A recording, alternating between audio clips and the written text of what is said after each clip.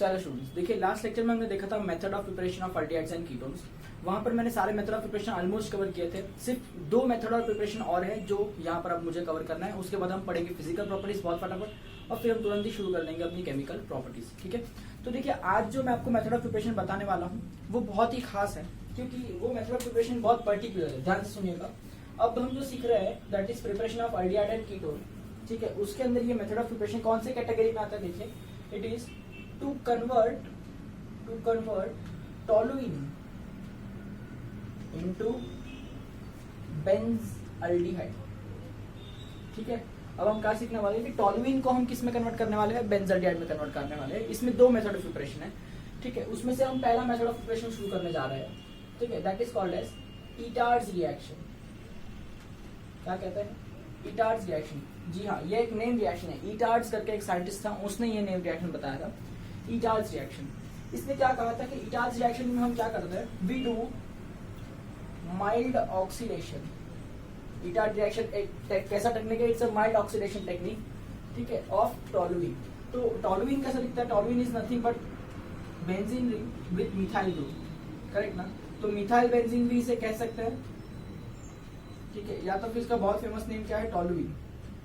तो methyl benzene या toluene का हम करेंगे mild oxidation using a special type of oxidising agent, जो कि ईटार्ड्स ऑक्सीडाइजिंग एजेंट होता है, जिसे हम कहते हैं CrO2Cl2। ठीक है, CrO2Cl2 इसको कहते हैं क्रोमाइल क्लोराइड।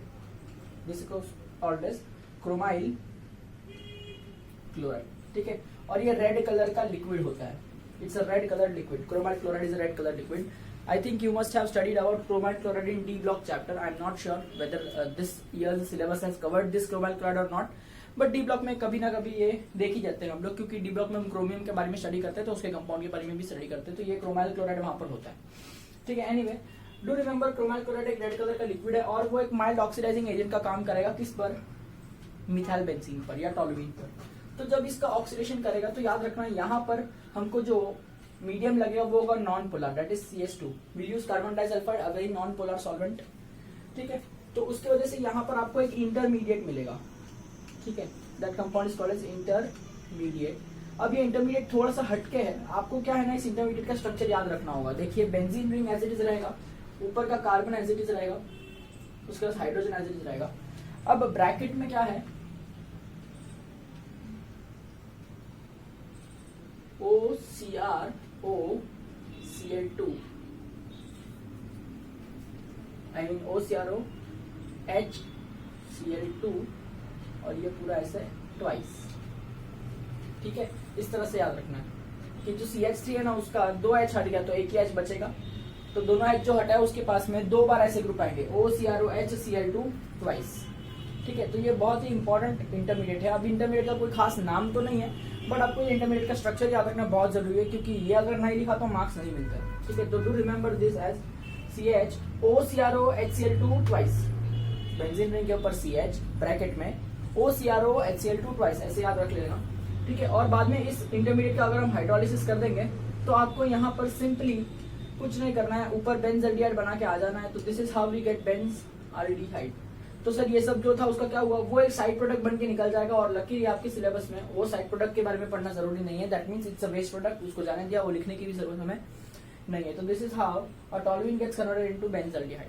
ठीक है, उम्मीद करता हूँ ये पॉइंट अच्छे से समझ में आ रहा होगा। रिएक्शन बड़ा ही आसान है, बस आपको यहाँ पर क्रोमाइल क्लोराइड यूज करना है, नॉन पोलर सॉल्वेंट यूज करना है। You have got to remember the intermediate, hydrolysis and heating will give you benzaldehyde. Now this is Etard's reaction. Etard's के रिएक्शन एक और है, ईटार्ड ने एक और रिएक्शन मेंशन किया था जो इससे बहुत मिलता जुलता है, बस रिएजेंट का फर्क है। यहाँ पर हम क्रोमाइल क्लोराइड यूज कर रहे हैं, और वो दूसरा रिएक्शन जो है उसके अंदर हम यूज करते हैं क्रोमिक ऑक्साइड, जिसको हम जोन्स रिएजेंट भी कहते हैं, जो मैं ऑलरेडी आपको सिखा चुका हूँ, that is CrO3 Jones reagent. ठीक है, तो वो भी यूज किया जा सकता है। तो देखिए ये जो है वो लेट मी से ईटार्ड्स रिएक्शन A है ना, और ईटार्ड्स रिएक्शन B क्या है, सिमिलर है। देखिए आपको क्या करना है कि आप टोलुइन ले सकते हैं। ठीक है, माइल्ड ऑक्सीडेशन ही तो करना है, तो या तो आप क्रोमाइल क्लोराइड यूज करके रिएक्शन कर सकते हैं, या तो फिर आप यूज कर सकते हैं CrO3, जिसे कहते हैं क्रोमिक ऑक्साइड। Chromic oxide. ठीक है, मैं पहले भी आपको बता चुका हूँ कि CrO3 भी एक ऑक्सीडाइजिंग एजेंट का काम करता है। जब हम ऑक्सीडेशन ऑफ अल्कोहल सीख रहे थे, स्ट्रॉन्ग ऑक्सीडाइजिंग एजेंट का काम करता है। ठीक है। और जब हम ये कर रहे होंगे तो याद रखना यहाँ पर जो मीडियम लगेगा वो पोलर मीडियम लगेगा, इसलिए हम यहाँ पर एसिटिक एनहाइड्राइड यूज कर रहे हैं। ठीक है, उम्मीद करता हूँ कोई दिक्कत नहीं होगी एसिटिक एनहाइड्राइड लिखने में। हीट कर देंगे तो यहाँ पर भी आपको एक इंटरमीडिएट मिलेगा। अब ये इंटरमीडिएट भी अलग है, ये इंटरमीडिएट और ये इंटरमीडिएट दोनों में मिलता है, बट दोनों इंटरमीडिएट अलग अलग है। यहाँ पर जो इंटरमीडिएट मिलेगा वो क्या होगा, CHOCO3 ट्वाइस। ठीक है, तो ये भी क्या मिला हमें, एक इंटरमीडिएट मिला। इस इंटरमीडिएट का भी हम क्या करेंगे बेटा, हाइड्रोलिसिस करेंगे, हीट करेंगे, तो आपको यहाँ पर बेंजल्डिहाइड मिल जाएगा।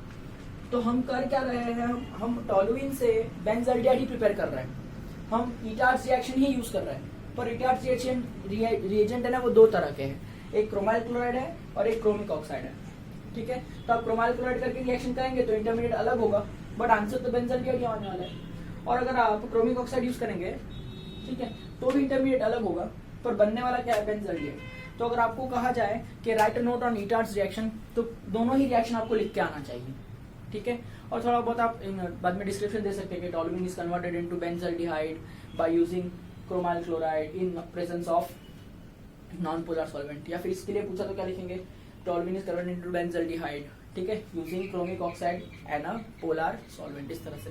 ठीक है, तो उम्मीद करता हूँ यहाँ तक सारी चीजें आपको अच्छे से क्लियर रही होगी।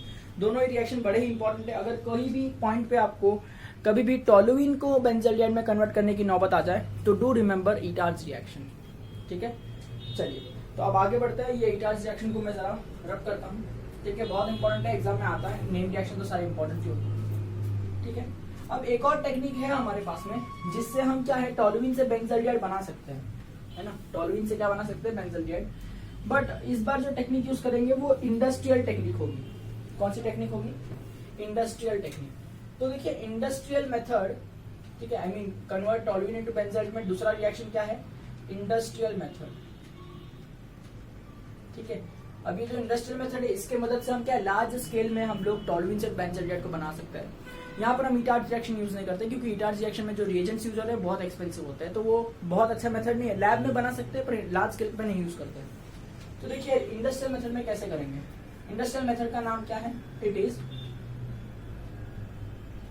Chlorination of toluene. ठीक है, क्लोरीनेशन ऑफ टोलुइन। तो कैसे करेंगे क्लोरीनेशन ऑफ टोलुइन, आप टोलुइन लेके आइए, ठीक है, CH3 ये रहा टोलुइन, इसका करना है हमको क्लोरीनेशन।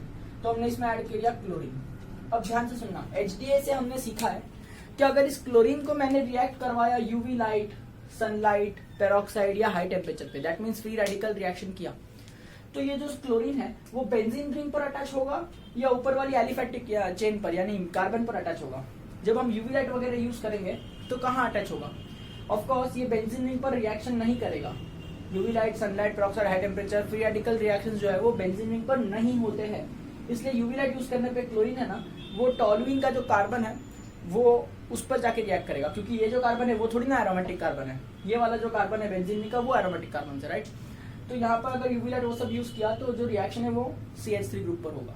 ठीक है, बट अगर मुझे बेंजीन रिंग पर किसी वजह से रिएक्शन करना होता तो मैं क्या करता, यहाँ पर यूज करते हैं हम लोग डार्क कंडीशन, ठीक है, और FeCl3 यूज करते हैं, तो ही एरोमेटिक सब्स्टिट्यूशन होता है ना, तो ही एरोमेटिक रिंग पर रिएक्शन होता है। तो ये मेरा रिवाइज करवाने का मकसद था कि हैलोजन डेरिवेटिव में जो हमने सीखा था chlorination, we can do both the kind of chlorination, one on aromatic and one on aliphatic. Aliphatic करने के लिए फ्री रेडिकल करना पड़ता है, that is UV light, sunlight, peroxide use करना पड़ता है, और एरोमेटिक पे करने के लिए हमको डार्क और FeCl3 ऐसे लुइस एसिड्स यूज करने पड़ते हैं। फिलहाल हमें क्या करना है, यूवी लाइट या सनलाइट या पेरोक्साइड में रिएक्शन करना है। ठीक है, तो क्या होगा, यहाँ से एक हाइड्रोजन हटेगा, एक क्लोरीन आएगा, बट इसका एक ड्रॉबैक था कि यहाँ पर रिएक्शन तब तक चलेगा जब तक सारे के सारे हाइड्रोजन हट नहीं जाते और उसके जगह सारे के सारे क्लोरीन आ नहीं जाते। तो there are how many kind of compounds possible, 3 types of compound possible. एक H हट के एक क्लोरीन आने वाला यानी मोनो हाइड्रोजन डेरिवेटिव बन सकता है, 2 H हट के 2 क्लोरीन आने वाला यानी डाई हाइड्रोजन डेरिवेटिव बन सकता है, और 3 H हट के 3 क्लोरीन आने वाला that is try hydrogen derivative बन सकता है। ठीक है, तो जब हम यूवी लाइट में रिएक्शन करेंगे तो मुझे 3 प्रोडक्ट्स मिलेंगे, mono hydrogen derivative of toluene, di hydrogen derivative of toluene and tri hydrogen derivative of toluene. तो out of that I am only going to use di hydrogen derivative of toluene. तो यहाँ पर after the reaction what I use only di hydrogen derivative, that is 2 hydrogen हटेगा और उसकी जगह पे 2 chlorine आएगा, तो दिस इज कॉल्ड एज, ठीक है, डाई क्लोरो फिनाइल मीथेन, है ना, एक कार्बन है तो मीथ, सिंगल बॉन्ड है तो एन, उस पर ही 2 क्लोरीन और फिनाइल है, तो अल्फाबेटिकली सी पहले आता है, इसलिए लिखना चाहिए डाइक्लोरो फिनाइल मीथेन, ठीक है, इस तरह से ये कंपाउंड बना। अब ये एक बार ये डाइक्लोरोफिनाइल मीथेन बनेगा ना, तो मैं इसमें यूज करूंगा एक्वियस KOH। बात बताइए क्या होगा एक्वियस KOH यूज करने से? एक्वियस KOH यूज करने से halogen will be replaced by OH group, है ना, न्यूक्लियोफिलिक सब्स्टिट्यूशन रिएक्शन हो जाएगा ना। तो यहाँ से अगर ये भी 2 बार यूज किया तो यहाँ से 2 टाइम्स ऑफ KCl निकल जाएगा ना, और now both the Cls will be replaced by OH। तो यहाँ पर क्या हो जाएगा, बेंजीन रिंग है, CH है, यहाँ भी OH आ जाएगा, यहाँ भी OH आ जाएगा, ठीक है। अब ध्यान से देखो, ये जो है ना वो एक टाइप का जेमिनल डाइहैलाइड है, जेमिनल डाइहैलाइड है, ठीक है, क्योंकि दोनों हाइड्रोजन एक ही कार्बन पर जमे हुए हैं, तो ये कैसे कैटेगरी हो गया, GD यानी जेमिनल डाइल का कैटेगरी हो गया। जब आपने न्यूक्लियोफिलिक सब्स्टिट्यूशन रिएक्शन किया और क्लोरीन को हटा के OH ग्रुप लेके आए बाय यूजिंग एक्वियस KOH या एक्वियस NaOH या मॉइस्ट सिल्वर ऑक्साइड भी चलता है, तो क्या हो गया, अब ये जो है वो जेमिनल अल्कोहल बन जाएगा। क्या बन जाएगा, ये जेमिनल अल्कोहल। और जरा याद कीजिए, अल्कोहल फिनॉल ईथर चैप्टर में हम ऑलरेडी पढ़ चुके हैं कि जेमिनल अल्कोहल्स एग्जिस्ट नहीं कर पाते, वो बहुत ही ज्यादा अनस्टेबल होते हैं और वो साइमल्टेनियसली खुद ब खुद स्पॉन्टेनियसली वाटर लूज करते हैं। तो इसका H और इसका OH निकल जाएगा, खुद ब खुद ये क्या करेगा, वाटर लूज करेगा। तो वाटर लूज करने के बाद देखिए क्या बन जाएगा, ऑटोमेटिकली ये जो है वो अल्डिहाइड ग्रुप में कन्वर्ट हो जाएगा, तो यू विल गेट बेंजल्डिहाइड। क्या मिलेगा आपको, बेंजल्डिहाइड, ठीक है। तो उम्मीद करता हूँ industrial method of converting toluene into benzaldehyde is very easy. You just have to do chlorination. After chlorination, of course, if you do chlorination in UV light, you will get 3 products: monohalogen derivative, dihalogen derivative, and trihalogen derivative, because of the drawback of free radical mechanism. ठीक है. Out of that, you have to select only dihalogen derivative. You don't have to write anything like this, but just for your understanding, I am telling you कि यहाँ पर आपको dihalogen derivative को select करना है। अब dihalogen derivative जो है उसका हम करेंगे aqueous KOH के साथ रिएक्शन, तो वो अपने आप को किस में कन्वर्ट कर लेगा, जेमिनल अल्कोहल में कन्वर्ट कर लेगा। और हम जानते हैं कि जेमिनल अल्कोहल एग्जिस्ट नहीं करता है, वो खुद ब खुद वाटर लॉस करेगा and it will get converted into benzaldehyde. This kind of similar technique, हल्का हल्का ऐसा ही टेक्निक हमने यूज किया था Reimer Tiemann synthesis of salicylic aldehyde. याद कीजिए, मैंने फिनॉल चैप्टर में आपको कराया था, रिमर टिमन रिएक्शन बहुत इंपॉर्टेंट नेम रिएक्शन था। वहां पर भी ऐसा ही कुछ हल्का हल्का टेक्निक यूज किया था कि पहले जेमिनल डाइहाइड बनाया, फिर जेमिनल अल्कोहल बनाया और अपने आप वाटर लूज हो गया और यहाँ पर बेंजल्डिहाइड बनाया, ठीक है। तो इसका टेक्निक का यूज वहां पर किया गया है अल्कोहल फिनॉल ईथर चैप्टर के रिमर टिमन रिएक्शन में, ठीक है। आप चेक कर सकते हैं बुक में पेज घुमा के, otherwise it is fine, you can remember this reaction. तो अब जाके आज के लेक्चर में हमारे अल्डिहाइड्स एंड कीटोन्स के दोनों के मिला के सारे मेथड ऑफ प्रिपरेशन कंप्लीट हो गए। This was the last method of preparation. I guess in all total 14 methods of preparation are there, ठीक है। तो उम्मीद करता हूँ ये सारी चीजें आपको अच्छे से समझ में आई होगी। अगर कुछ डाउट होगा तो आप जरूर मुझसे पूछिए, ठीक है। चलिए थोड़े से एग्जाम्पल सॉल्व कर लेते हैं जो इंपॉर्टेंट है एमओपी के बेसिस पे, फिर आगे बढ़ेंगे हम फिजिकल प्रॉपर्टीज की तरफ। देखिए जैसे पहला एग्जांपल मैं आपको दे रहा हूँ, प्रिपेयर 4 बेंजल्डिहाइड फ्रॉम 4-क्लोरोटोलुइन, ठीक है। तो देखिए 4-क्लोरोटोलुइन अपना रिएक्टेंट है, कैसे दिखेगा, ये बन गया अपना टोलुइन और 4th पोजीशन यानी ये 1st, 2nd, 3rd और 4th पे क्या आएगा, क्लोरो, तो इसका नाम हो गया 4-क्लोरोटोलुइन, ठीक है। इससे हमें बनाना है 4-क्लोरो बेंजल्डिहाइड, यानी देखो ऐसा कुछ बनाना है 4-क्लोरो, ठीक है, और बेंजल्डिहाइड यानी कुछ इस तरह से ग्रुप होगा, ठीक है। ये हो जाएगा 4-क्लोरो बेंजल्डिहाइड, ठीक है। अभी आप ही देखिए, इसको अगर मुझे इसमें कन्वर्ट करना है तो मैं कहाँ चेंजेस देख रहा हूँ, मुझे benzene ring as it is चाहिए, करेक्ट, मुझे क्लोरीन भी एज इट इज चाहिए। देखिए 4th पोजीशन पर क्लोरीन है, यहाँ पर भी 4th पोजीशन पर क्लोरीन है, तो मैंने देखा क्या कि मुझे ये जो टोलुइन का ग्रुप है ना, इसको कन्वर्ट करना है अल्डिहाइड के ग्रुप में, ठीक है। तो मैंने अभी आपको सिखाया कि टोलुइन को जब भी अल्डिहाइड में कन्वर्ट करना हो, अपने पास 3 मेथड है, ठीक है। ईटार्ड्स के 2 रिएक्शन और एक इंडस्ट्रियल मेथड, ये तीनों मेथड में से कोई भी एक यूज करके आप इसको इसमें कन्वर्ट कर सकते हैं। तो मैं तीनों भी करके बता रहा हूँ। अगर सपोज आपने यूज किया होता CrO2Cl2, ठीक है, इन presence of CH2 carbon disulphide, तो आपको इंटरमीडिएट कैसा मिलता, आपको कुछ ऐसा इंटरमीडिएट मिलता कि यहाँ पर देखो 4th पोजीशन पे क्लोरीन लगा हुआ है और यहाँ पर आपको कुछ मिलता CHOCrOHCl2 ट्वाइस, ऐसा कुछ मिलता। फिर जब आप इसका हाइड्रोलिसिस करते हैं, ठीक है, तो ये जो ऊपर वाला ग्रुप है उसका अल्डिहाइड ग्रुप बन जाएगा, बाकी सब एज इट इज रहेगा, तो ऐसा बनेगा। ये ईटार्ड का पहला रिएक्शन है। सपोज किसी वजह से अगर आप यूज करते हैं क्रोमिक ऑक्साइड CrO3, ठीक है, ये भी एक इटार्ड्स रिएक्शन ही है। तो आपको यहाँ पर एसिटिक एनहाइड्राइड वाला यूज करना पड़ता है पोलर सॉल्वेंट। और यहाँ पर आपको क्या मिलता है, फोर्थ पोजीशन पर क्लोरीन एज इट इज है, ऊपर वाला इंटरमीडिएट अलग हो जाता है ना, यहाँ क्या मिलता है CHO, ट्वाइस ये वाला इंटरमीडिएट मिलता। जब आप इसका हाइड्रोलिसिस करते तो भी आपको ये भी इंटरमीडिएट हट जाएगा, उसके जगह एल्डिहाइड ग्रुप बन जाएगा, क्लोरीन तो उसके अपनी ही जगह पर है। या फिर आप यहाँ से कर सकते थे क्लोरिनेशन ऑफ टॉलुइन। क्लोरिनेशन करेंगे अगर आप यूवी लाइट में इस कंपाउंड का, तो आपको यहाँ पर डाइहाइड्रोजन डेरिवेटिव कंसीडर करना है, ठीक है, और बाद में उसका एक्वियस KOH डालेंगे आप, ठीक है, तो वो रिप्लेस हो जाएगा और वो एक जेमिनल अल्कोहल में कन्वर्ट हो जाएगा, जो कि कुछ ऐसा दिखाई देगा, ठीक है। और बाद में जब आप हाइड्रोलिसिस करेंगे तो आपको यही कंपाउंड मिल जाएगा, ठीक है। हाइड्रोलिसिस भी नहीं, ये खुद ब खुद वाटर लॉस हो जाएगा ना इसमें से ऐसे, ठीक है, तो आपका कंपाउंड हो जाएगा। तो इस तरह से तीनों में से कोई भी एक रिएक्शन यूज करके आप टॉलुइन ग्रुप को अल्डिहाइड ग्रुप में कन्वर्ट कर सकते हैं। ये मैंने आपको समझाया, बाद में आप अच्छे से आपके नोटबुक में सॉल्व करके बताना। नेक्स्ट रिएक्शन देखिए, prepare 4-methyl benzaldehyde from toluene, ठीक है। तो अपना रिएक्टेंट क्या है, टॉलुइन, तो मैंने लिखा टॉलुइन। इससे क्या बनाना है, 4-methyl बेंजल्डिहाइड। तो देखिए यहाँ पर बनाया हुआ है बेंजल्डिहाइड, इसके 4 पर अगर मिथाइल है तो ये बेंजल्डिहाइड स्ट्रक्चर ऐसा होगा। तो दिस इज 4-methyl बेंजल्डिहाइड, ठीक है। और ये क्या है, ये है अपना टॉलुइन। तो आप देखिए, मुझे अगर इसको इसमें कन्वर्ट करना है तो मैंने क्या ऑब्जर्व करना है, benzene ring as it is है, benzene ring as it is है, CH3 group as it is है, CH3 group as it is है, ठीक है। तो अब क्या है, मुझे एक्स्ट्रा अल्डिहाइड ग्रुप प्रोड्यूस करना है ना यहाँ से, ठीक है। तो ये जो मेथड है, इसमें हम लोग टॉलुइन को बेंजल्डिहाइड नहीं बना रहे। देखिए टॉलुइन का जो CH3 ग्रुप है वो तो एज इट इज ही है ना, तो टॉलुइन को नहीं छेड़ रहे हम लोग। इसलिए यहाँ पर हम लोग इटार्ड्स रिएक्शन या फिर इंडस्ट्रियल मेथड यूज कर सकते हैं क्या, नहीं कर सकते, क्योंकि अगर मुझे CH3 ग्रुप को चेंज करना होता तो मैं ऐसा करता, पर यहाँ पर CH3 ग्रुप तो एज इट इज दिखाई दे रहा है 4th पोजीशन पे, तो इसको चेंज नहीं करना है। तो यहाँ पर हम लोग क्या कर रहे हैं, जो बेंजीन रिंग है ना उसको बेंजल्डिहाइड बना रहे हैं। तो लास्ट लेक्चर में मैंने आपको सिखाया था कि जब भी आपको बेंजीन से बेंजल्डिहाइड बनाना होता है तो कौन सा टेक्निक था, ये भी एक नेम रिएक्शन था। बेंजीन से बेंजल्डिहाइड का नेम रिएक्शन क्या था, गेटरमैन कोक फॉर्माइलेशन, ये मैंने आपको सिखाया था। तो जहां पर हम क्या यूज करते हैं, कार्बन मोनोऑक्साइड यूज करते हैं, HCl यूज करते हैं इन प्रेजेंस ऑफ एसिटिक एनहाइड्राइड, या फिर आप यूज कर सकते हैं AlCl3, मैंने वही बताया होगा, एनहाइड्रस AlCl3 हीट किया, ठीक है।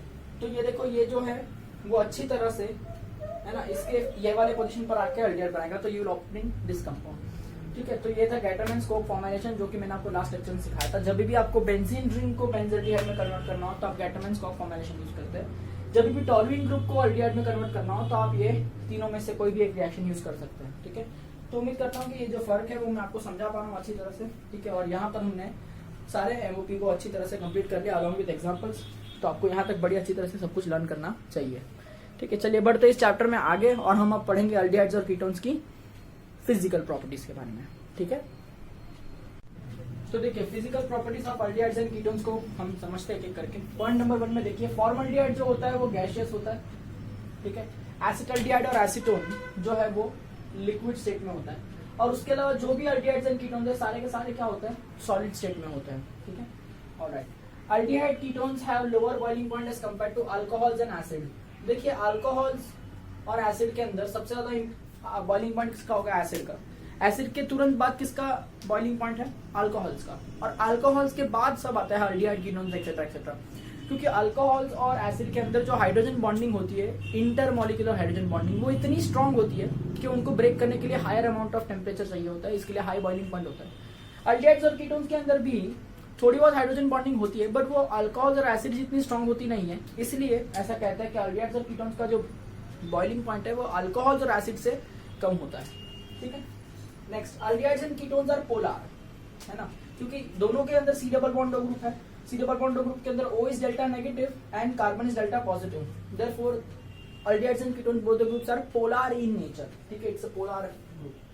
तो ऐसे में मॉलिक्यूलर वेट बढ़ेगा ना तो बॉइलिंग पॉइंट बढ़ेगा, ठीक है। जैसे जितने कार्बन एटम्स बढ़ेंगे उतना मॉलिक्यूलर वेट बढ़ेगा, उतना इंटरमॉलिक्यूलर इंटरेक्शंस बढ़ेगा, इसलिए उतना मॉलिक्यूलर वेट उसका बॉइलिंग पॉइंट भी बढ़ेगा, ठीक है। तो ये स्टेटमेंट याद रखना कि मॉलिक्यूलर वेट बढ़ेगा तो बॉइलिंग पॉइंट भी बढ़ेगा, both valid for both aldehydes and ketones. Next is aldehydes and ketones are soluble in water due to hydrogen bonding, ठीक है। देखिए, अल्डिहाइड कीटोन में ये C डबल बॉन्ड ग्रुप है, डेल्टा नेगेटिव डेल्टा पॉजिटिव, और water जो होता है वो HOH water, delta H positive और डेल्टा नेगेटिव।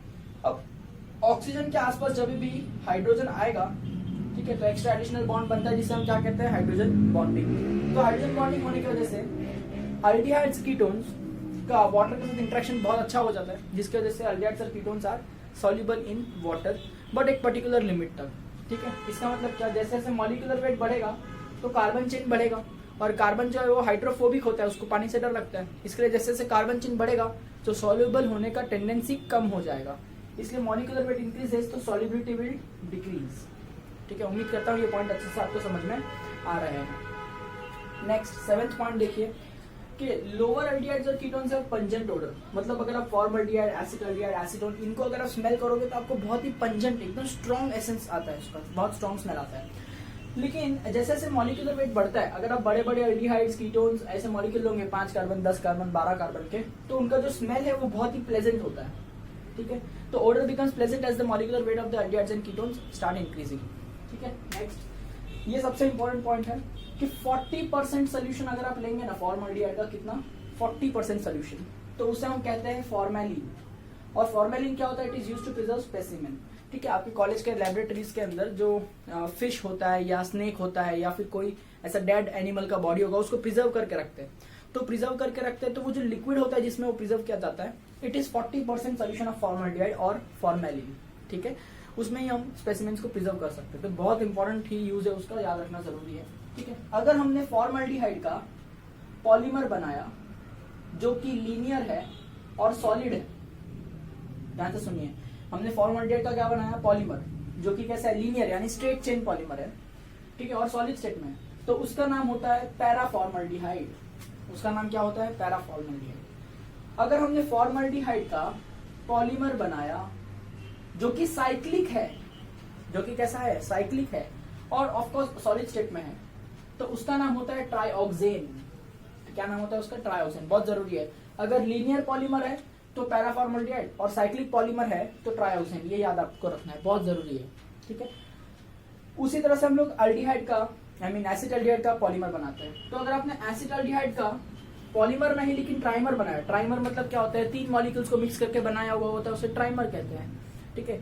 बहुत सारे मोनोमर्स यूज करते हैं तो पॉलीमर कहते हैं। इस तरह से 3 मॉलिक्यूल यूज किए तो ट्राइमर। तो ट्राइमर ऑफ एसिटाल्डिहाइड जो है उसका नाम है पैराअल्डिहाइड, उसे हम कहते हैं पैराअल्डिहाइड, ठीक है। और टेट्रामर ऑफ एसिटाल्डिहाइड जो होता है ना, उसे हम कहते हैं मेटाअल्डिहाइड। तो ये जो नाम है ना बहुत जरूरी है, फॉर्मल्डिहाइड, पैराफॉर्मल्डिहाइड, ट्राइऑक्सेन, पैराअल्डिहाइड और मेटाअल्डिहाइड। तो फॉर्मेलिन क्या होता है, 40% सोल्यूशन ऑफ फॉर्मल्डिहाइड होता है।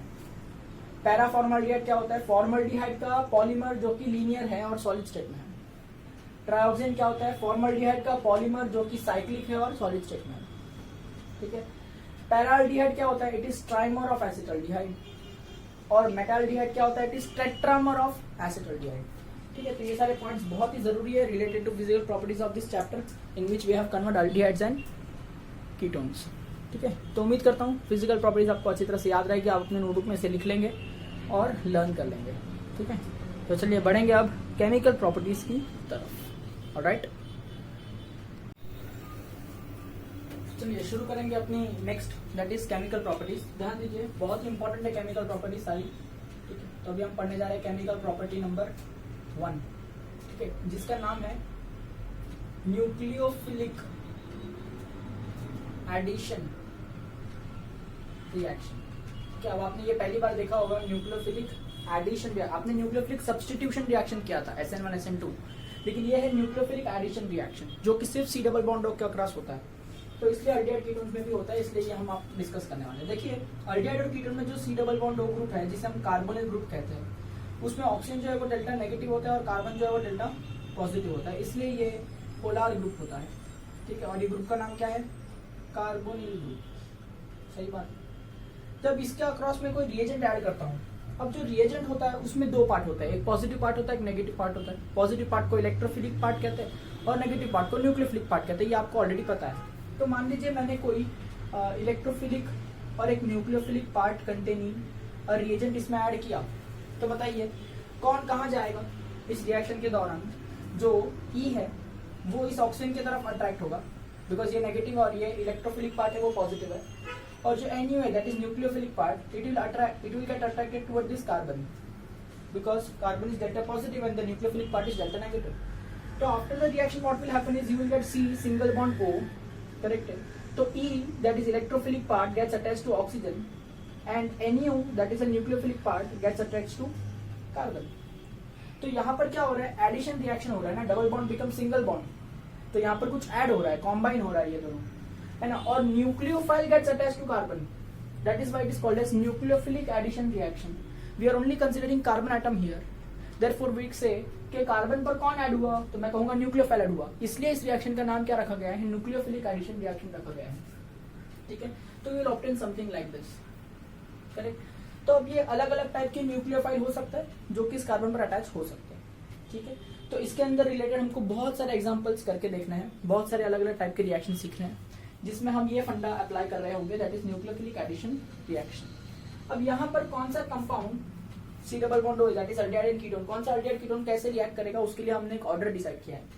हम ऐसा कहते हैं कि फॉर्मल्डिहाइड जो है ना वो सबसे फास्ट रिएक्ट करता है, उससे कम कोई भी नॉर्मल अल्डिहाइड रिएक्ट करेगा, उससे कम रिएक्ट करेगा एक कीटोन.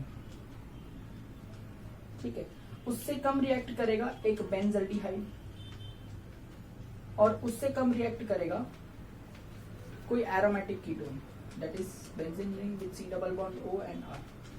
ठीक है, और उससे भी कम रिएक्ट करेगा that is benzophenone, benzene ring C double bond benzene. But इतना काफी, इतना समझने के लिए आसान है कि सबसे फास्ट इस रिएक्शन के लिए जो सबसे फास्ट रिएक्टिव रहेगा वो फॉर्मल्डिहाइड रहेगा, उसके बाद अल्डिहाइड रहेगा, उसके बाद कीटोन रहेगा, फिर एरोमेटिक रहेगा और फिर एरोमेटिक कीटोन रहेगा. इसका मतलब ऐसा भी कह सकते हैं कि एलिफेटिक कंपाउंड जो है वो ज्यादा रिएक्टिव है एरोमेटिक कंपाउंड से. ठीक है, कॉमन सेंस में, क्योंकि एरोमेटिक कंपाउंड पीछे आ रहे हैं और एलिफेटिक कंपाउंड पहले आ रहे हैं. सबसे फास्ट कौन रिएक्ट करता है, फॉर्मल्डिहाइड. ऐसा क्यों है, इसका रीजन क्या है, ठीक है, ये मैं बताता हूँ. Reactivity order, this is called as reactivity order. ठीक है, अब इसका रीजनिंग क्या है, रीजनिंग नंबर 1 ये है कि इसमें दिखाई देता है प्लस आई इफेक्ट. ठीक है, तो let me right plus I effect that is positive inductive effect. अब आप देख सकते हैं कि यहाँ पर क्या हो रहा है, C डबल बॉन्ड ग्रुप में ये जो कार्बन है डेल्टा पॉजिटिव है, ये ऑक्सीजन जो है वो डेल्टा नेगेटिव है. ठीक है, तो यहाँ पर न्यूक्लियोफाइल बड़ी आसानी से कार्बन पर अटैक करता है, इजी. ओके, जब आप यहाँ पर एक कार्बन चेन लगा देते हैं, देखो इधर एक H है, इधर भी एक H है, C double bond O, C double bond O, बस इधर का जो H है उसको हटा करके उधर कार्बन लगाया गया है. तो जब आप ऐसा करते हैं तो क्या होता है, ये जो अल्काइल ग्रुप है वो इलेक्ट्रॉन डोनेटिंग ग्रुप होता है. ठीक है, ये जो है वो डेल्टा नेगेटिव है, ये जो है वो डेल्टा पॉजिटिव है. अल्काइल ग्रुप क्या करता है, पॉजिटिव इंडक्टिव इफेक्ट बताता है और अपने इलेक्ट्रॉन्स है ना वो इस कार्बन को डोनेट करता है. तो अगर वो अपना इलेक्ट्रॉन्स इस कार्बन को डोनेट करेगा तो इस कार्बन पर आने वाला पॉजिटिव चार्ज जो है ड्यू टू पोलैरिटी वो डिक्रीज हो जाएगा, है ना. कार्बन पर पॉजिटिव चार्ज क्यों आ रहा है, क्योंकि ऑक्सीजन उसके इलेक्ट्रॉन खींच रहा है. यहाँ पर भी ऑक्सीजन उसके इलेक्ट्रॉन खींच रहा है, इसलिए कार्बन पर चार्ज क्या आ रहा है, हल्का हल्का पॉजिटिव आ रहा है. लेकिन अगर बाजू वाला अल्काइल ग्रुप उसको इलेक्ट्रॉन ट्रांसफर करेगा तो उसका जो पॉजिटिवनेस है वो डिक्रीज हो जाएगी कि नहीं, करेक्ट है. और अगर इसकी पॉजिटिव पावर डिक्रीज हो गई, इसकी पॉजिटिव चार्ज का मैग्नीट्यूड डिक्रीज हो गया, तो न्यूक्लियोफाइल उस पर अच्छी तरह से अटैक करेगा क्या, नहीं करेगा. बिकॉज न्यूक्लियोफाइल को अच्छी तरह से अटैक करवाने के लिए यहाँ पर पॉजिटिव चार्ज बहुत स्ट्रांग होना जरूरी है, क्योंकि न्यूक्लियोफाइल क्या होता है, नेगेटिव होता है. ठीक है, इसलिए फॉर्मल्डिहाइड में देखो ऐसा कोई कॉम्पेंसेशन मिल रहा है क्या, नहीं. हाइड्रोजन ऐसा इलेक्ट्रॉन ट्रांसफर करता है क्या, नहीं करता है. इसके वजह से यहाँ पर पॉजिटिव चार्ज बहुत स्ट्रांग है इस कार्बन पर, और यहाँ पर पॉजिटिव चार्ज थोड़ा सा डिक्रीज हो गया है due to positive inductive effect. ठीक है, ऑलराइट. इधर देखिए कीटोन के अंदर क्या हो रहा है, दोनों तरफ कार्बन चेन होती है तो दोनों तरफ से पॉजिटिव इंडक्टिव इफेक्ट आता है. ठीक है, और कार्बन के ऊपर जो पॉजिटिव चार्ज है उसको डिक्रीज कर देता है बिकॉज इलेक्ट्रॉन डोनेट होते हैं. ठीक है, देयरफॉर इधर का जो मैग्नीट्यूड है वो इससे भी कम है, इसलिए न्यूक्लियोफाइल इसको प्रिफर नहीं करता है अटैक करना. समझ में आया. ठीक है, अब इसमें और इसमें क्या फंडा है, इसमें और इसमें क्या है, बेंजीन के पास रेजोनेंस है और बेंजीन एक बहुत ही बड़ा ग्रुप है जिसकी वजह से बहुत ही क्राउडिंग हो जाती है, वहां पर क्राउड बहुत हो जाता है. इसलिए न्यूक्लियोफाइल जो है ना वो इसकी तरफ आता नहीं है. न्यूक्लियोफाइल नेगेटिव है, इलेक्ट्रॉन रिच स्पीसीज है, और बेंजीन रिंग जो है ना उसके पास बहुत सारे पाई इलेक्ट्रॉन है और बहुत बड़ा ग्रुप है, तो वो भी एक इलेक्ट्रॉन रिच स्पीसीज है. तो दोनों स्पीसीज आसपास में आती नहीं है बिकॉज स्टेरिक रिपल्शन होता है. उम्मीद करता हूँ स्टेरिक रिपल्शन SN1 SN2 के टाइम पे ही मैंने आपको समझाया था, आपको याद होगा. तो यहाँ पर 2 रीजन है ये ऑर्डर ऑब्टेन हुआ है. फर्स्ट रीजन ये है कि स्टेरिक पॉजिटिव इंडक्टिव फैक्टर, और सेकंड रीजन ये है कि स्टेरिक हिंड्रेंस यहाँ पर देखा जाता है. ठीक है, तो उम्मीद करता हूँ ये पॉइंट अच्छी तरह से आपको समझ में आ रहा होगा, और ये ऑर्डर क्यों आ रहा है ये भी आपको अच्छी तरह से समझ में आ रहा होगा। फॉर्मल्डिहाइड फास्ट रिएक्ट करेगा, उससे कम रिएक्ट करेगा एनिल्डिहाइड, उससे कम रिएक्ट करेगा कीटोन, उससे कम रिएक्ट करेंगे एरोमेटिक कंपाउंड्स। ठीक है, चलिए ये ऑर्डर और ये बेसिक्स हमने सीख लिया है। अब इसको अप्लाई करते हैं अपने पहले रिएक्शन के अंदर। ठीक है, चलिए तो न्यूक्लियोफिलिक एडिशन रिएक्शन के अंदर फर्स्ट रिएक्शन जो हम सीखने जा रहे हैं, उम्मीद करता हूँ आप नोट्स बना रहे होंगे, साथ में लिख रहे होंगे अच्छी तरह से। ठीक है, जो फर्स्ट रिएक्शन हम सीखने जा रहे हैं that is action of HCN on aldehydes and ketones। ठीक है, देखिए अब बहुत आसान रिएक्शन है, मैं जनरल रिएक्शन लिखता हूँ। ठीक है, अल्डिहाइड और कीटोन ऐसा दिखाई देगा, C डबल बॉन्ड ग्रुप होगा, उसमें से जो ऑक्सीजन है वो डेल्टा नेगेटिव होता है, कार्बन जो है वो डेल्टा पॉजिटिव होता है। इसके ऊपर अगर मैंने ऐड कर दिया HCN, है ना, और आप जानते हैं कि CN जो है वो डेल्टा नेगेटिव होता है और हाइड्रोजन जो है वो डेल्टा पॉजिटिव होता है। इसका मतलब CN जो है वो यहाँ पर न्यूक्लियोफाइल की तरह काम करेगा और हाइड्रोजन जो है वो यहाँ पर इलेक्ट्रोफाइल की तरह काम करेगा। ये आपको लिख के बताना नहीं है, तो मैं आपको समझाने के लिए बता रहा हूँ। जब आप इसका रिएक्शन करेंगे तो याद रखना यहाँ पर हमको यूज करना पड़ता है एसिड। ठीक है, ड्राई HCl। तो ड्राई HCl के प्रेजेंस में ये रिएक्शन यहाँ पर अच्छी तरह से होता है। एक्चुअली ये जो रिएक्शन है इसके लिए आप एसिड भी यूज कर सकते हैं, बेस भी यूज कर सकते हैं। तो बहुत जगह पे बुक्स में मैंने ड्राई HCl लिखा हुआ देखा है, लेकिन आपके टेक्स्ट बुक में यहाँ पर बेस मीडियम यूज किया है, तो कोई बात नहीं, विल यूज OH माइनस। ठीक है, कोई गम नहीं है, आप OH माइनस के प्रेजेंस में भी रिएक्शन कर सकते हैं। All the nucleophilic addition reaction can be done in presence of acid and also can be done in the presence of base. Right now we are using OH minus, that is base. ठीक है, तो अब यहाँ पर क्या हो जाएगा, देखिए जो नेगेटिव पार्ट है वो इसके पॉजिटिव पर अटैक करेगा और जो पॉजिटिव पार्ट है वो इसके नेगेटिव पर अटैक करेगा। सही है ना, तो C डबल बॉन्ड O से हो जाएगा C single bond O। Correct है, ऑक्सीजन की तरफ कौन आया, हाइड्रोजन, तो इधर H बनेगा, और इस कार्बन के ऊपर कौन आया, CN, तो इस पर आएगा C बॉन्डेड टू N। ठीक है, इस तरह से ये कंपाउंड जनरेट होता है। ऑलराइट, बस इतना ही। ये जो कंपाउंड जनरेट हुआ है इसका नाम क्या है, ऐसा कंपाउंड जिसमें एक ही कार्बन पर एक OH ग्रुप भी है और साइनाइड ग्रुप भी, इसे कहते हैं साइनोहाइड्रीन। क्या कहते हैं इसे, साइनोहाइड्रीन। ठीक है, तो उम्मीद करता हूँ कि इस तरह से आपको ये रिएक्शन अच्छी तरह से समझ में आया होगा। इसका एग्जांपल कर लेते हैं, जैसे एग्जांपल नंबर 1 में कह दूं, action of HCN on formaldehyde. तो क्या हो जाएगा, देखिए फॉर्मल्डिहाइड कैसा होता है, HC डबल बॉन्ड OH, इसे कहते हैं फॉर्म अल्डिहाइड। ठीक है, इसमें ऐड कर दिया HCN, तो आपको ध्यान रखना है इन प्रेजेंस ऑफ बेस यूज करेंगे। ठीक है, क्या हो जाएगा बताओ, ये H जो है इसके ऊपर जाएगा और ये CN जो है इसके कार्बन पे जाएगा। तो ये कार्बन है, इसके पास 2 H है, तो मैं उसको साथ में लिख देता हूँ CH2 करके। इस कार्बन पर CN जाने वाला है, तो ये आ जाएगा CN, और इसके ऊपर जो ऑक्सीजन है सिंगल बॉन्ड में आ जाएगा और उस ऑक्सीजन के पास में आ जाएगा H। तो ऐसा कुछ स्ट्रक्चर दिखाई देगा। तो अगर ये फॉर्मल्डिहाइड है तो ये है फॉर्मल्डिहाइड साइनोहाइड्रीन, है ना, साइनोहाइड्रीन, क्योंकि ये एक ही कार्बन पर OH ग्रुप भी है और साइनाइड भी है, इसलिए साइनोहाइड्रीन कहेंगे। और फॉर्मल्डिहाइड से आया है इसलिए फॉर्मल्डिहाइड साइनोहाइड्रीन कहेंगे। चाहे तो आप इसका IUPAC नेम भी लिख के देख सकते हैं। ठीक है, it is a multi functional compound, आपको IUPAC के रूल्स ऑलरेडी आते हैं, सो कूल। ठीक है, बस दैट्स इट, इतना ही है। सेम वे मैं आपको एग्जांपल दे सकता हूँ, और भी बहुत सारे एग्जांपल दे सकता हूँ, जैसे action of HCN on acetone. ठीक है, आप होमवर्क में कर लेना, action of HCN on acid aldehyde.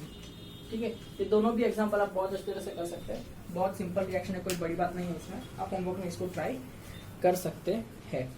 ठीक है, चलिए एक और बहुत इंपॉर्टेंट फंडा है जो एंट्रेंसेस में बहुत बार पूछा जाता है, इसलिए मैं आपको बताने की कोशिश करता हूँ। देखिए एंट्रेंस एग्जाम में एक क्वेश्चन आ गया था ऐसा कि एक्शन ऑफ HCN ऑन, ध्यान से सुनिएगा, ठीक है, बहुत इंपॉर्टेंट है, action of HCN on benzaldehyde, action of HCN on benzaldehyde, इस तरह से।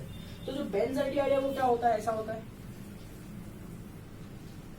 ठीक है, इस पर अगर आप ऐड कर देंगे HCN, हाँ मुझे पता है कि न्यूक्लियोफिलिक रिएक्शन के लिए बेंजल्डिहाइड की रिएक्टिविटी बहुत कम होती है, पर ऐसा नहीं है कि इम्पॉसिबल होती है पर बहुत कम होती है। तो ठीक है, रिएक्शन तो होगा ही, इन प्रेजेंस ऑफ बेस करेंगे तो क्या होगा, देखिए ये जो साइनाइड है इस कार्बन पर जाएगा, नेगेटिव पार्ट जो है वो इस कार्बन पर जाएगा, और ये जो पॉजिटिव पार्ट है हाइड्रोजन वो इस ऑक्सीजन पर जाएगा। तो क्या हो जाएगा, O सिंगल बॉन्ड H हो जाएगा, इसके पास में H पहले से था और उस पर क्या आने वाला है, अब साइनाइड आने वाला है। तो इस तरह से, और नीचे क्या है, बेंजीन रिंग है ना, वो एज इट इज है। तो इसका नाम अगर बेंजल्डिहाइड है तो इसका नाम क्या होना चाहिए, इसका नाम होना चाहिए बेंजल्डिहाइड साइनोहाइड्रिन, समझा।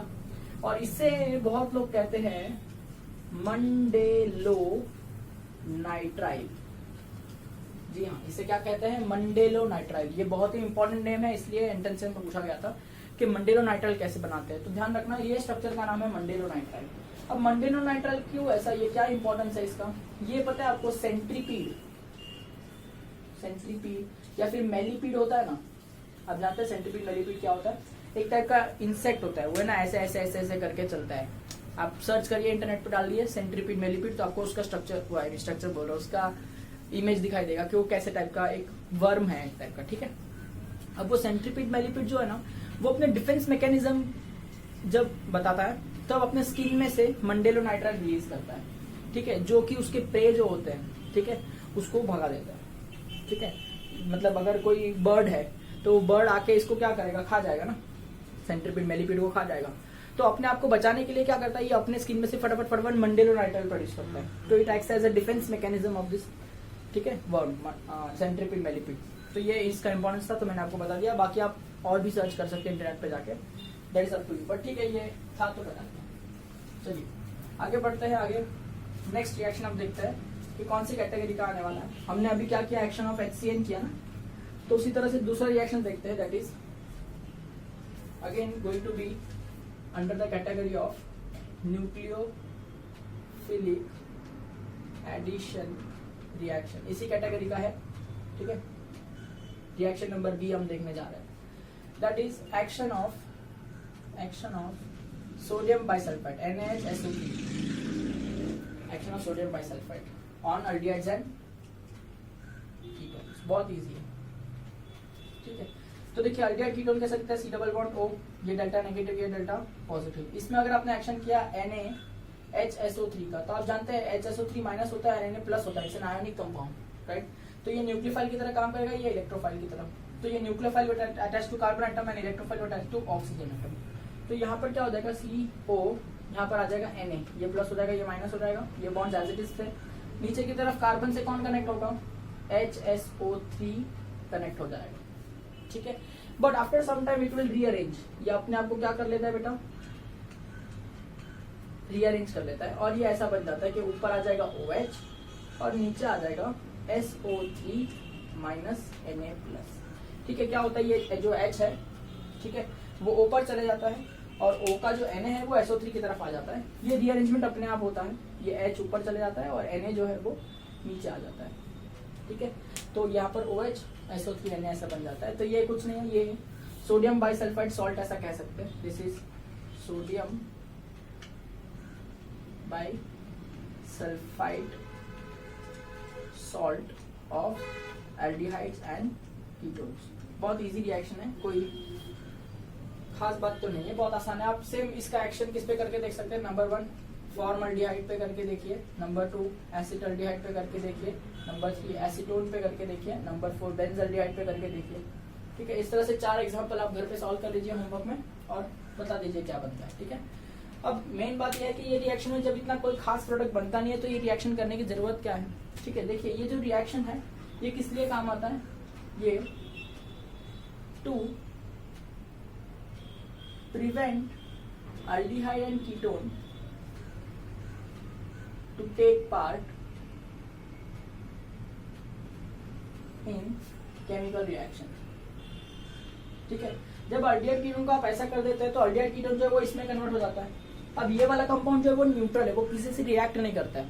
तो अगर सपोज हमारे पास मिक्सचर ऑफ कंपाउंड है और मैं कोई केमिकल रिएक्शन कर रहा हूँ और मैं चाहता हूँ कि उसमें से मेरा जो अल्डिहाइड वाला रिएक्टेंट है या कीटोन वाला रिएक्टेंट है वो रिएक्ट ना करे, मैं चाहता हूँ कि वो रिएक्शन में पार्टिसिपेट ना करे, तो मैं क्या कर दूंगा कि सबसे पहले उसमें सोडियम बाइसल्फाइड डाल के जितना भी अल्डिहाइड और कीटोन है उनको sodium bisulphide salt of aldehyde और कीटोन में कन्वर्ट कर दूंगा, जिसकी वजह से ये मॉलिक्यूल जो है वो बहुत ही न्यूट्रलाइज होता है, वो किसी से रिएक्ट अब नहीं करेगा। तो इस तरह से मेरे किसी रिएक्शन में अल्डिहाइड और कीटोन को रिएक्ट करने से बचा लिया, रिएक्ट करने से रोक लिया by using this sodium bisulphide वाला न्यूक्लियोफिलिक एडिशन रिएक्शन। उम्मीद करता हूँ कि मैं जो बोल रहा हूँ आपको अच्छी तरह से समझ में आ रहा है, आप धीरे धीरे सारी चीजें अपने नोटबुक में लिख करके नोट कर रहे होंगे, ठीक है। और फिर अगर मुझे अपना अल्डिहाइड कीटोन वापस चाहिए होगा तो इस कंपाउंड से तो कुछ नहीं, आप सिर्फ हाइड्रोलिसिस कर लीजिए, ठीक है, आप सिर्फ एक हाइड्रोलिसिस कर लेंगे तो आपको ये जो सॉल्ट है वो पूरा निकल जाएगा और अपना ओरिजिनल कंपाउंड जो है वो वापस मिल जाएगा, ठीक है। तो उम्मीद कर रहा हूँ ये बहुत अच्छी तरह से आपको समझ में आया होगा कि एक्शन ऑफ NaSO3 करेंगे तो किस तरह से हमको सॉल्ट मिलता है, जिसका हाइड्रोलिसिस करने पे हमको हमारा original compound that is aldehydes and ketones will get back, ठीक है। चलिए तो अब आगे बढ़ते हैं और थर्ड काइंड ऑफ पढ़ेंगे। ऑलराइट, थर्ड काइंड का रिएक्शन जो है न्यूक्लियोफिलिक एडिशन रिएक्शन, ये सुन के आपको बहुत ही अच्छा लगेगा क्योंकि ये रिएक्शन आप ऑलरेडी कर चुके हैं, याद कीजिए, ठीक है। ये सेम रिएक्शन आप पहले भी कर चुके हैं, तो यहाँ अपना समय बचेगा। थर्ड काइंड का रिएक्शन बता रहा हूं मैं आपको, दैट इज ग्रिग्नार्ड्स रिएजेंट, ठीक है, एक्शन ऑफ ग्रिग्नार्ड्स रिएजेंट, ठीक है। अब आपको सुन के बहुत हैरानी होगी क्योंकि एक्शन ऑफ ग्रिग्नार्ड रिएजेंट भी एक टाइप का न्यूक्लियोफिलिक एडिशन रिएक्शन ही होता है। देखिए, चेक कीजिए कि अगर ये अल्डिहाइड कीटोन का मॉलिक्यूल ऐसा है, डेल्टा नेगेटिव डेल्टा पॉजिटिव दिखेगा कार्बोनिक ग्रुप में, इसमें आप ऐड करेंगे ग्रिग्नार्ड। ग्रिग्नार्ड क्या होता है?